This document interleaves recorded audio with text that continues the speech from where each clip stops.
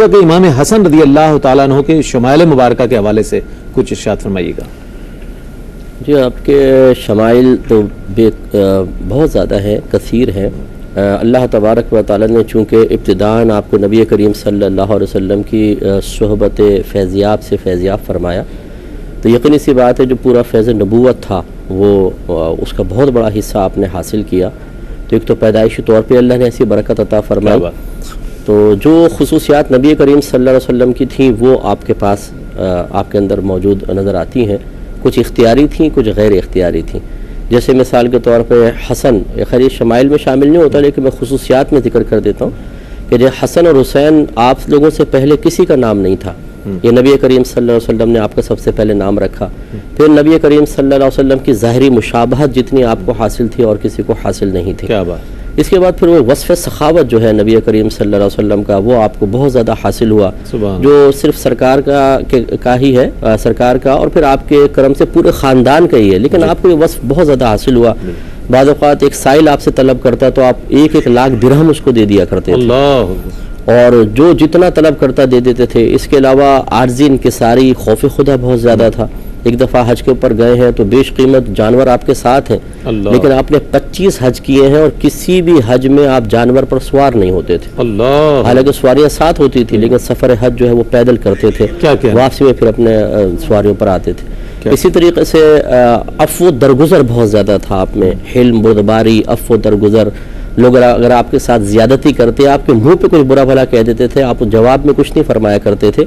منقول ہے کہ ایک جملہ فقط آپ کی زبان سے پوری زندگی نکلا کہ تیری ناک خاک آلود ہو جائے، ایک کو بس بولا، کہتے ہیں اس کے علاوہ کوئی جملہ آپ کی زبان سے کبھی بھی نہیں نکلا ہے اس طرح۔ کیا کہنے شمائل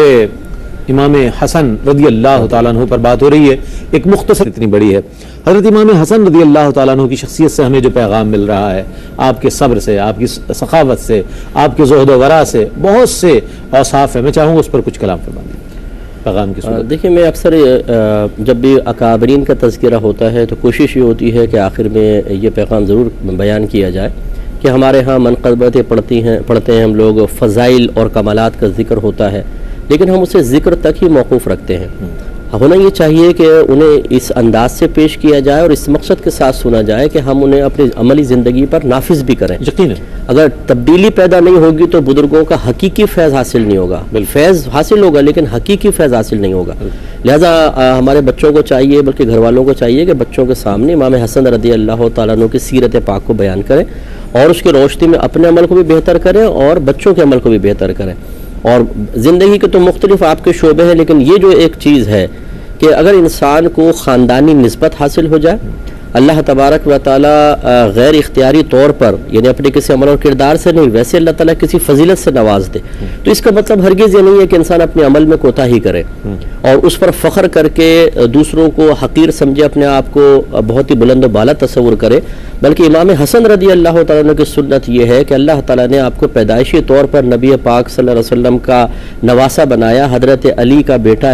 ہیں، بی بی فاطمہ رضی اللہ تعالیٰ عنہا کے بیٹے ہیں، امام حسین کے بھائی ہیں اور جنتی نوجوانوں کے سردار ہیں۔ لیکن عارض انکساری کا عالم یہ ہے کہ اگر کوئی شخص سامنے گالی بھی دیتا ہے تو آپ فرماتے ہیں کہ میں تمہیں کچھ نہیں کہوں گا، میدان معاشر میں اللہ تبارک و تعالیٰ کو تم جواب دو گے۔ تو یہ جو عارضی انکساری، اور پھر عمل ایسا کہ جب نماز کا وقت آتا ہے تو رنگ فخ ہو جاتا ہے، اللہ کی بارگاہ میں کھڑے ہوتے ہیں تو بدن کانپنے لگ جاتا ہے، یہ چیزیں ہمیں اختیار کرنی چاہیے۔ آج ہمارے یہاں صورتحال یہ ہے کیا صاحبزادہ صاحب اگر کوئی ہے آستانے کے، ہر ایک کو نہیں کہہ رہا ہوں، تو یہ بہت سے ایسے ہوتے ہیں کہ وہ خاندانی نسبت حاصل ہوتی ہے، اس کے بعد نہ عمل ان کا آپ کو ایسا نظر آئے گا، نہ وہ تبلیغ دین کا صحیح فریضہ سر انجام دے رہے ہوں گے، بلکہ مریدین پر حکومت کرنا اور ان میں بے عملی کو عام کرنا اور تکبرانہ رویہ ان کے ساتھ اختیار کرنا، یہ عام دیکھا گیا ہے۔ ایسے لوگوں کو خاص طور پر ان صاحبزادے سے سبق حاصل کرنا چاہیے۔ بہت اچھا پیغام، بہت ہی خوبصورت پیغام ارشاد